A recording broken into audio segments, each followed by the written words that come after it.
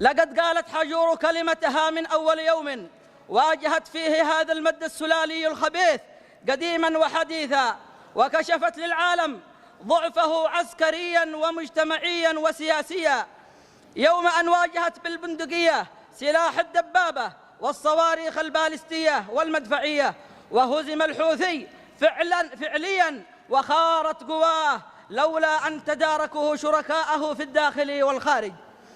وقد كان النصر قاب قوسين أو أدنى، فهو لا شيء أمام توحد بنادقكم وخنادقكم. نرحب بكم أيها الأحرار تكرارا ومرارا، ومن خلالكم نخاطب المجلس الرئاسي والتحالف العربي لدعم الشرعية، ونقول لهم إن حجور قضية لا تقبل المساومة ولا التأجيل، وأن أي إقصاء أو تهميش لدورها وحضور أبنائها عسكريا وسياسيا وإنصاف مظلوميتها المتمثلة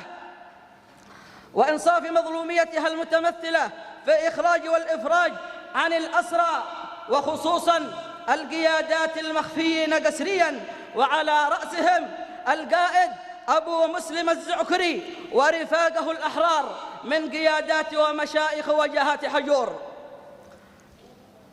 وكذلك إعادة النظر في تعويض أسر الشهداء، ودفع مستحقات الجرحى والمعاقين والمهجرين، وتعويض المتضررين، ومحاسبة المتسببين في إسقاط الجبهة وإفشالها، وطرح قضية حجور كقضية صعدة وغيرها فوق طاولة المفاوضات.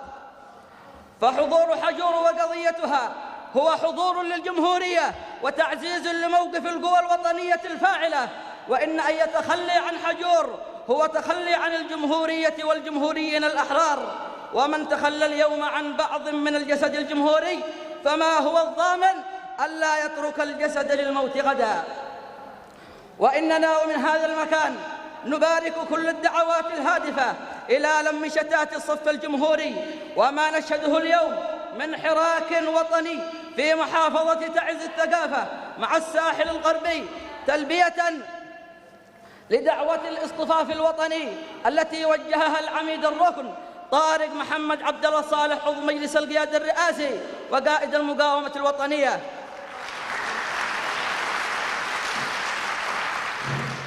وما نشاهده من ارتفاع لصوت اللحمة الوطنية لشيء يدعونا للفخر والاعتزاز.